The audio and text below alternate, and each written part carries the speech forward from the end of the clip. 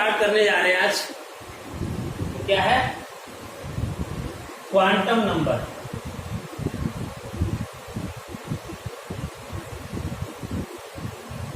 Quantum number जानते हैं क्या होता है?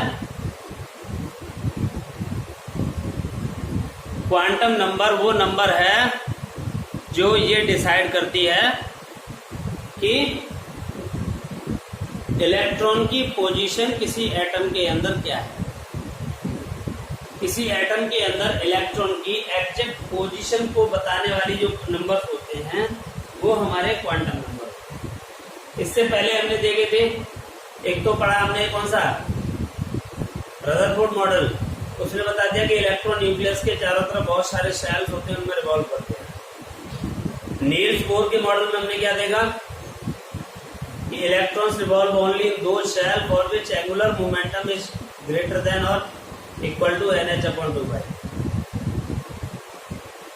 ये जो नंबर होंगे क्वांटम नंबर, ये वो नंबर होते हैं जो किसी इलेक्ट्रॉन की एग्जैक्ट पोजीशन को डिसाइड करते हैं। ठीक है, क्वांटम नंबर क्या है? Those number which determine exact position of electron in an atom। ठीक है, क्वांटम नंबर वो नंबर होते हैं जो किसी एटम के अंदर इलेक्ट्रॉन की एग्जैक्ट पोजीशन को डिटरमाइन करते हैं। आपके पास 4 क्वांटम नंबर होते हैं। प्रिंसिपल क्वांटम नंबर,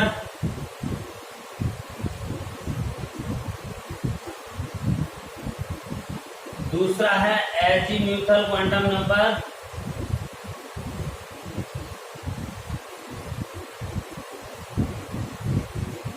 तीसरा होता है मैग्नेटिक क्वांटम नंबर,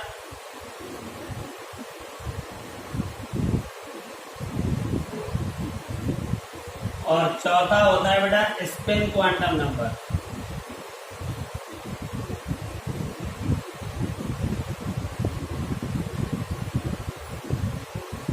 कैसे निकालेंगे इसे? किसी भी क्वांटम नंबर को किस तरीके से डिटरमाइन किया जाता है, ये कैसे पता चलेगा? ये बेटा 4 क्वांटम नंबर होते हैं। हमने शेल के एटम के बारे में पढ़ा होगा। एटम में क्या होता है?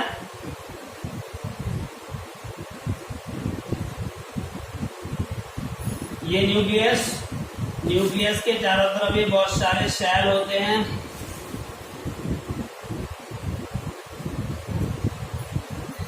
ये शेल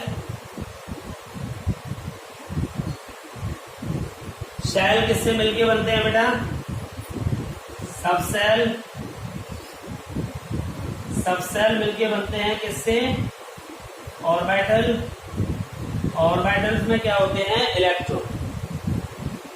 ठीक है, शेल, सबसेल, ऑर्बिटल, इलेक्ट्रॉन, ये हमारे पास क्या है? ये अरेंजमेंट होता है इनका। यानी कि ये जो शेल है वो किससे मिलके बने हैं? सबसेल से। सबसेल में क्या होंगे? ऑर्बिटल। ऑर्बिटल के अंदर क्या होते हैं? इलेक्ट्रॉन। अब हमारे पास 4 क्वांटम नंबर हैं। प्रिंसिपल क्वांटम नंबर को N से डिसाइड करेंगे, एजीम्यूथल क्वांटम नंबर को L से, मैग्नेटिक को M से, और स्पिन क्वांटम नंबर को S से डिनोट करते हैं। Principal quantum number determine shell of the electron. जैसे भी मैं कह रहा था कि इलेक्ट्रॉन की एग्जैक्ट पोजीशन पता करने के लिए हम क्वांटम नंबर करते हैं।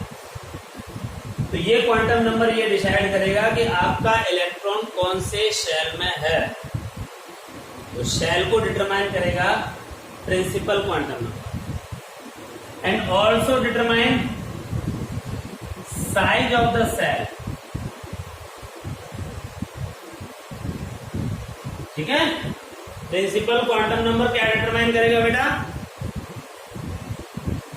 शेल, और शेल के साथ साथ और क्या डिटरमाइन करेगा? साइज ऑफ द शेल, कि इलेक्ट्रॉन कौन से शेल में है। Done. Azimuthal quantum number shell के सब सेल को डिटरमाइन करेगा कि इलेक्ट्रॉन कौन से सेल के कौन से सब सेल में है। ठीक है, बेसिकली ये चीज हमने पहले पढ़ी थी कि सेल किससे डिनोट करते हैं,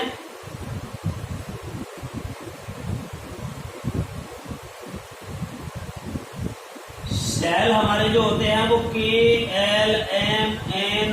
ये होते हैं, या N इक्वल टू 1 2 3 4 5 इस तरीके से।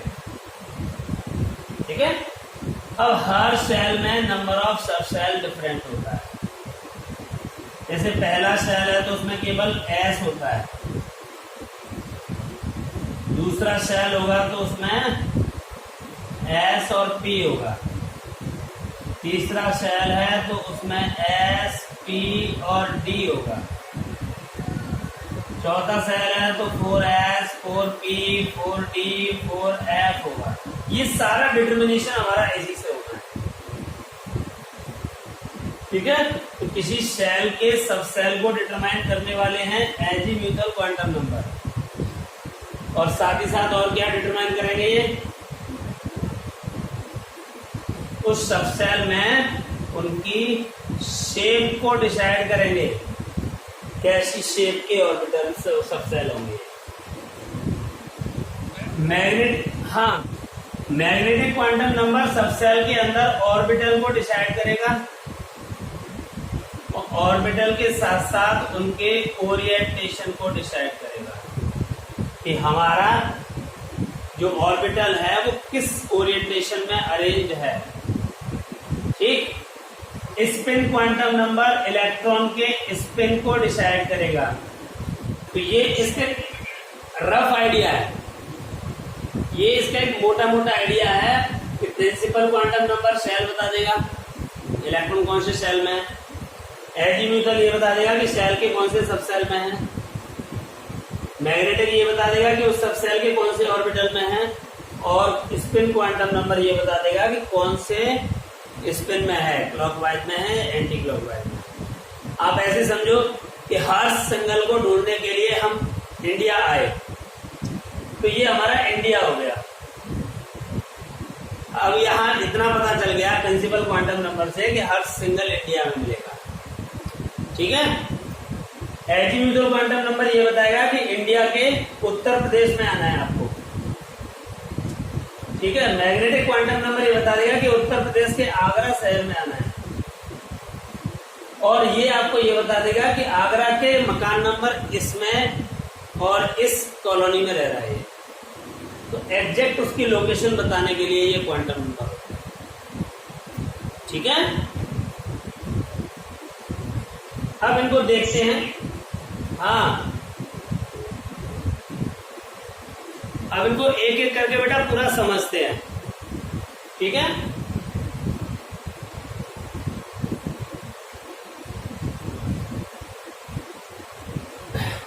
Principal quantum number determine shell of the electron and also determine size of the cell. It is denoted by n and its value are 1 2 3 4 5। आपकी जानकारी के लिए बता दें, जो श्रोडिंगर वेव इक्वेशन होता है उसकी हेल्प से हम 3 क्वांटम नंबर को डिटरमाइन करते हैं, principal, azimuthal and magnetic. Spin quantum number हमारा वेव मैकेनिकल पे डिपेंड नहीं करता है। ठीक, ऑब्जेक्टिव क्वेश्चंस के लिए तैयार हो गए आप। n इक्वल टू 1 2 3 4 5 या इनको KLMNO इस तरीके से एक्सप्रेस किया जाएगा। सेकंड वाला आता है बेटा azimuthal quantum number. Azimuthal quantum number, this quantum number determine subcell and also determine shape of the subcell. It is denoted by L and its value belongs to 0 to n minus 1। L की value 0 से लेकर के n-1 तक होती है। अगर आपका n equal to 1 है, n इक्वल टू 1 का मतलब है फर्स्ट सेल है, तो L की वैल्यू क्या होगी? 0, बिकॉज 1 माइनस 1 0। ओके, ये चीज याद रखनी होगी। अगर L की वैल्यू 0 होती है तो वो S सब सेल होता है। अगर L की वैल्यू 1 है तो वो P सब सेल होता है। अगर L की वैल्यू 2 है तो D सब सेल है वो। L की वैल्यू 3 है तो F सब सेल होगा। ओके, ऐसे ही अगर आगे L इक्वल टू 4 हो जाएगा तो G, 5 हो जाएगा तो H, इस तरीके से ये सब सेल बनाए जाएंगे। ओके, तो ये तो चीज क्लियर हो गई, डिटर्मिनेशन ऑफ सब सेल। अब इनकी शेप और बतानी होगी। अगर S होता है स्फेरिकल होगा। S कैसा होगा बेटा? स्फेरिकल। स्फेरिकल मीन्स इस तरीके का इनका स्ट्रक्चर होगा। अगर P है तो ये होगा डम्बल। डम्बल कैसे होगा? इस तरीके से। एग्जैक्टली ये नोडल प्लेन होते हैं, ये ऑर्बिटल्स होते हैं। D होगा तो डबल डम्बल।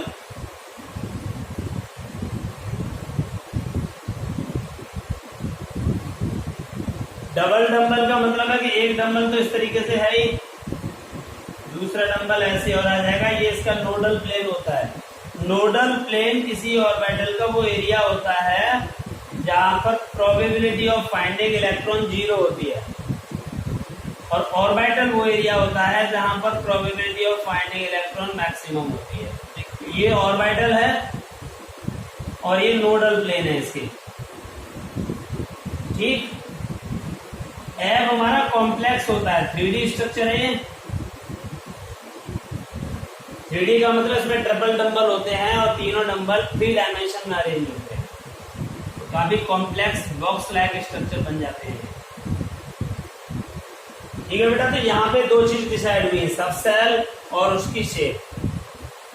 अब यहाँ पे ये देखिए एल की वैल्यू कहां से कहां तक है? 0 से n-1, यानी n अगर 1 है तो l की वैल्यू 0 होगी। n अगर 1 है l की वैल्यू 0 होगी। इसका मतलब क्या होगा कि n अगर 1 है तो l हमारा s होगा। तो ये कह सकते हैं कि फर्स्ट सेल में केवल 1s होगा और कुछ नहीं होगा, मतलब एक ही सब सेल होगा फर्स्ट सेल में। दूसरी बात करें बेटा, ऊपर से रफ कर देता हूं मैं।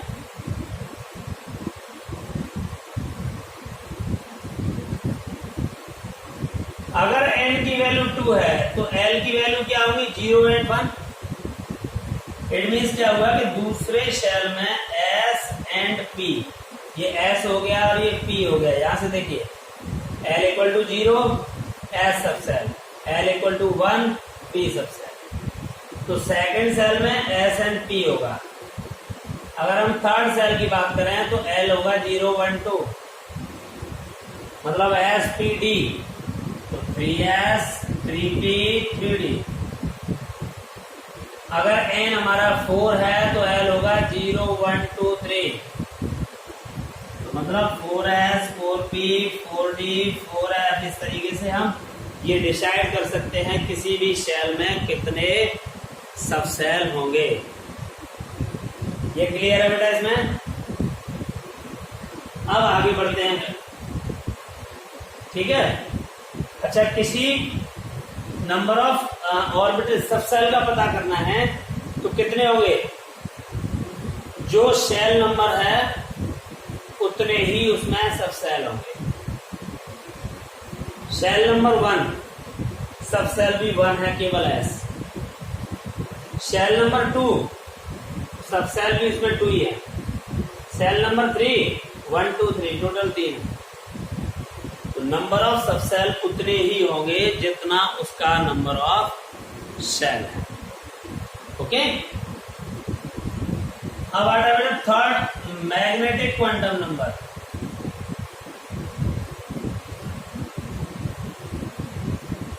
मैग्नेटिक क्वांटम नंबर क्या डिटरमाइन करेगा?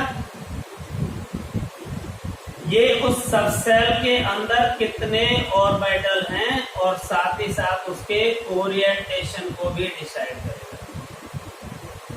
इसको डिसाइड करेगा ओरिएंटेशन।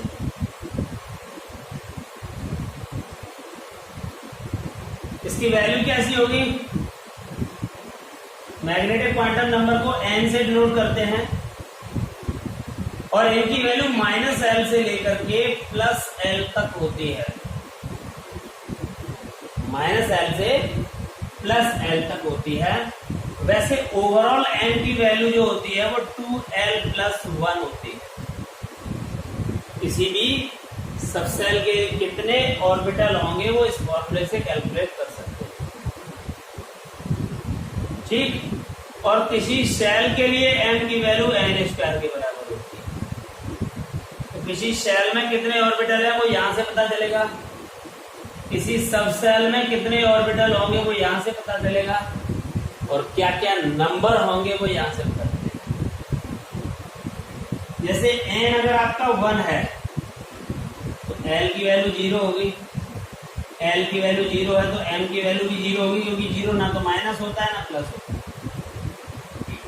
इसका मतलब ये हुआ कि l अगर 1 है, l अगर 0 है तो एक ही बॉक्स बनेगा उसमें, उस केस में m की वैल्यू 0 रहेगी। अगर n की वैल्यू 2 है तो बेटा l की वैल्यू 0 होगी एंड 1 होगी। तो 0 का मतलब तो एक ऑर्बिटल हो गया s का, और 1 का मतलब इसमें 3 ऑर्बिटल हो गए। कैसे? इस फॉर्मूले में रखे l हमारा 1 है तो 1 यहां रखा तो 1 2 जा 2, 2 + 1 3, टोटल कितने ऑर्बिटल बनेंगे? 3। नंबर क्या होंगे वो ये बता रहा है, -l से +l तक। l हमारा क्या है? 1, तो -1 0 +1।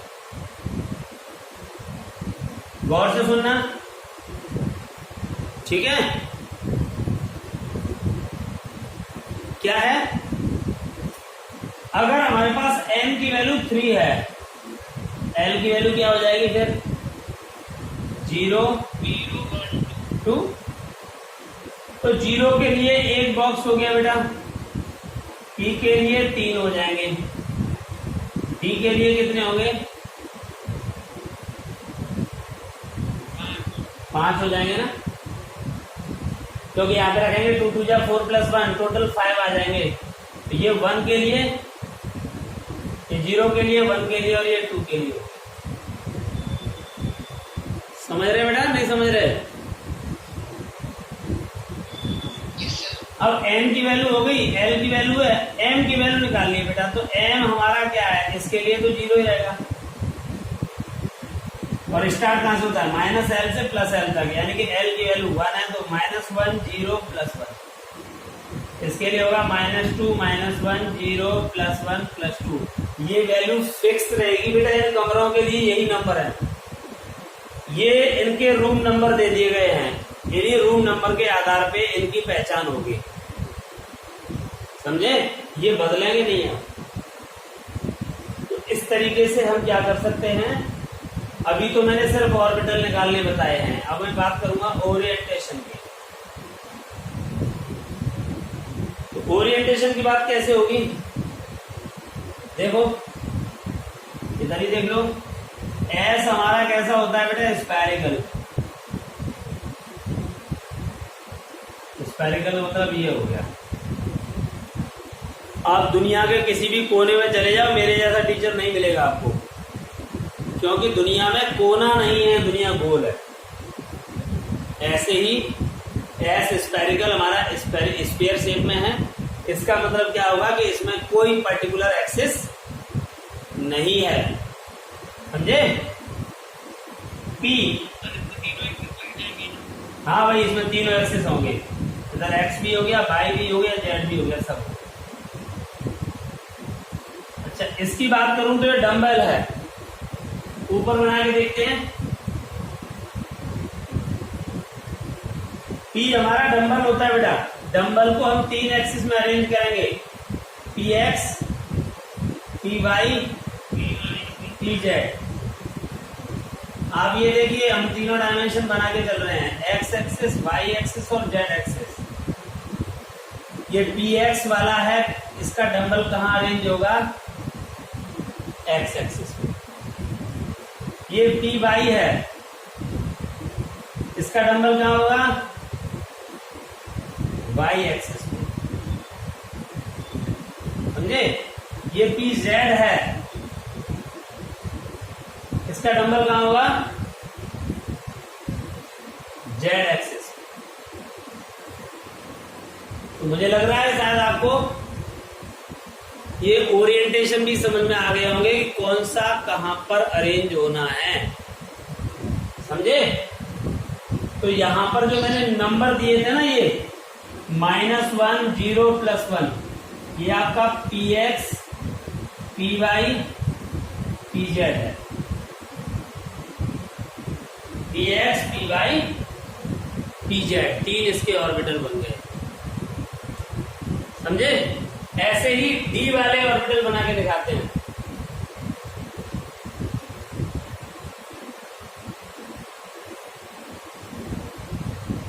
ये तो P के हो गए। D में हमारे पास 5 होंगे बेटा, DXY, DYZ, DZX। पहले इन तीनों को बना लेते हैं। देखो बड़ा आसान होगा इनको याद करना। ट्रायंगल बना दिया मैंने, XYZ। तो XY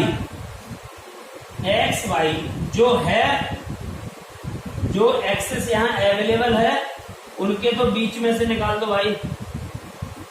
X और Y है तो एक डंबल इसके बीच में निकाल दिया, और जो एब्सेंट है उसके घर पे दावा बोल दो।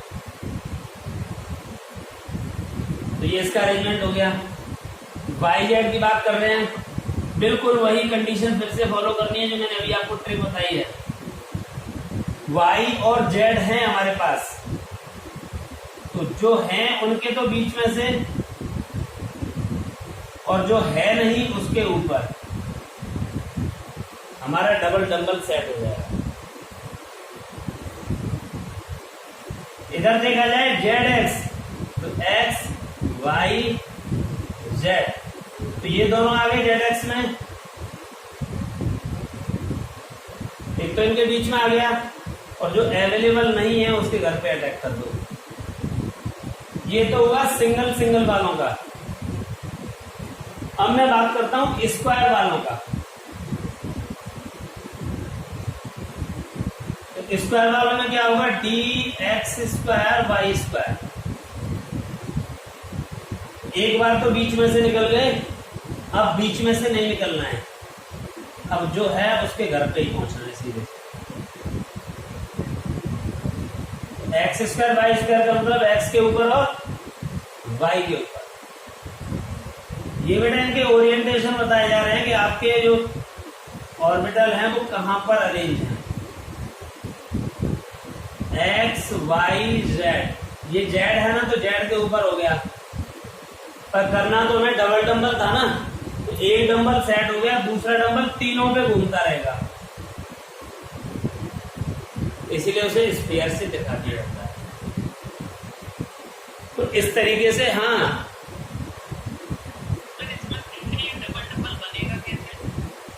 डबल डंबल बन तो रहा है बेटा, एक डंबल ये है, एक ये है। DZ2 में एक डंबल तो ये हो गया, और दूसरा डंबल तीनों एक्सिस पे रोटेट कर रहा है, इसलिए वो गोल बना के दिखा दिया। ठीक है, ये बेटा हमारे ओरिएंटेशन हो गए। अब लास्ट और रह गया हमारे पास स्पिन क्वांटम नंबर।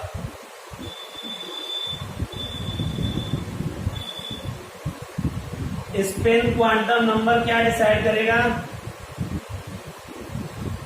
इलेक्ट्रॉन के स्पिन को डिसाइड करेगा कि वो क्लॉकवाइज है कि एंटी क्लॉकवाइज। क्लॉकवाइज स्पिन के लिए एस की वैल्यू +1/2, एंटी क्लॉकवाइज स्पिन के लिए एस की वैल्यू -1/2। जैसे एक ऑर्बिटल लेकर के उसमें इलेक्ट्रॉन फिल किए जाएं क्लॉकवाइज और एंटी क्लॉकवाइज, तो ये वैल्यू तो क्लॉकवाइज के लिए है और ये वाली वैल्यू एंटी क्लॉकवाइज के लिए। समझे? तो ये चीज हमें इसमें डिसाइड करनी होगी, इलेक्ट्रॉन क्लॉकवाइज फिल किया जा रहा है या एंटी क्लॉकवाइज। समझे बेटा?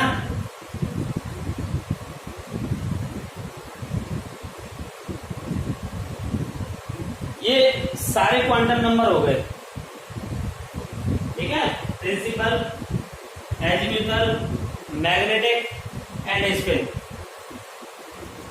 अब इन चारों क्वांटम नंबर का एग्जाम में यूज कैसे करना है, किस तरीके से देखना है इसको, वो चीज समझ लीजिए last.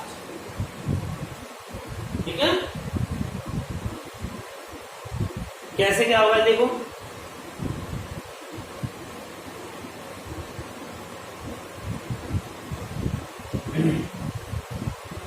Calculate all possible quantum number of n equal to 4। बेटा n equal to 4 है, l की वैल्यू हो जाएंगे 0 1 2 3, m की वैल्यू 0 के लिए 0 होगी, 1 के लिए -1 0 +1, -2 -1 0 +1 +2, -3 -2 -1 0 +1 +2 +3। तो m की सारी वैल्यू ये हो गई, l की वैल्यू ये हो गई। अब s की वैल्यू, जितने ऑर्बिटल होंगे सबके लिए क्लॉक और एंटी क्लॉकवाइज होंगे, 1 2 3 4 5 6 7 8 9 10 11 12 13 14 15 16। तो ये बेटा प्लस एंड -1/2 कितनी बार होगा, 16 टाइम्स। तो ये हमारे इस क्वेश्चन का आंसर हो गया। समझे? एक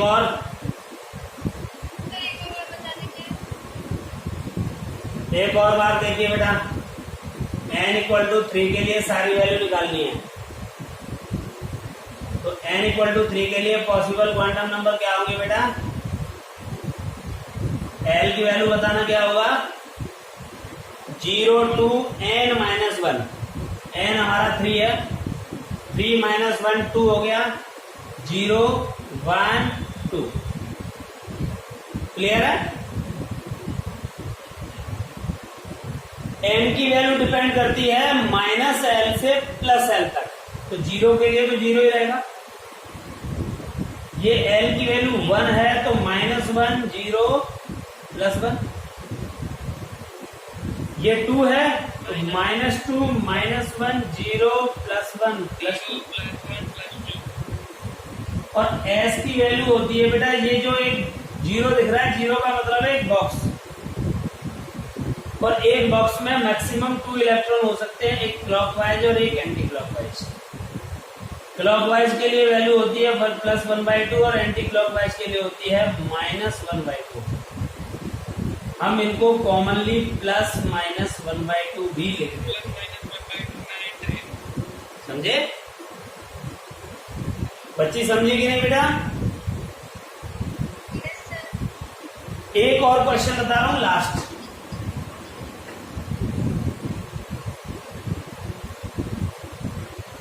कैलकुलेट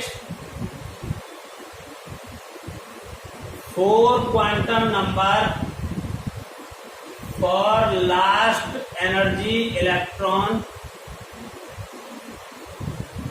ऑफ, किसके लिए, सोडियम एटम। तो बेटा सोडियम का कॉन्फ़िगरेशन लिखना होगा 1s2 2s2 2p6 3s1। Last electron enter कर रहा है वो है आपका 3s1। समझे? ये जो आगे नंबर लिखा होता है वो हमारा n होता है। L N M दोनों को डिसाइड करते हैं इसको देख करके, सही है। तो देखो बेटा n हो गया इसका 3, s के लिए l की वैल्यू होती है 0, और जब l 0 है तो m भी 0 होगा। और इसमें जो इलेक्ट्रॉन फिल किया गया है वो इस तरह से है, एक इलेक्ट्रॉन है तो पहला इलेक्ट्रॉन क्लॉकवाइज होता है, s हो गया +1/2। एक और सही, अच्छे से समझ नहीं आया। हाँ, नाइट्रोजन से निकालते हैं बेटा, 1s2 2s2 2p3। अभी आ जाएगा बेटा, समझ में आ जाएगा। ये p में 3 ऑर्बिटल होते हैं, -1 0 +1, ये वैल्यू होती है m की। 3 इलेक्ट्रॉन है तो एक एक इलेक्ट्रॉन फिल करना होता है अकॉर्डिंग टू हुड्स रूल। अब जरा बेटा इस इलेक्ट्रॉन को देख रहे हैं तो n की वैल्यू 2 होगी क्योंकि आगे 2 है, l हमारा 1 होगा क्योंकि p है, p के लिए l की वैल्यू 1 होती है। m हमारा कौन सा होगा बेटा, +1, क्योंकि हमारा इलेक्ट्रॉन जिसे हम कंसीडर कर रहे हैं वो इस वाले ऑर्बिटल में है और उसका स्पिन कैसा है, क्लॉकवाइज, इसीलिए +1/2। अब अगर मैं इसकी वैल्यू निकालना चाहता हूं तो n तो फिर भी वही रहेगा, l हमारा 1 रहेगा क्योंकि ये भी p का ही इलेक्ट्रॉन है। m बदल जाएगा, m इसका 0 होगा क्योंकि ये इस वाले ऑर्बिटल में है और स्पिन इसका भी क्लॉकवाइज है। I hope you understand very well. समझे कि नहीं बेटा? Yes sir. तो ये होता है बेटा आपका क्वांटम नंबर निकालना। इसकी सारी वैरायटी बता दी है मैंने, ठीक है। एक मोस्ट इंपॉर्टेंट टॉपिक आपका पूरा हुआ।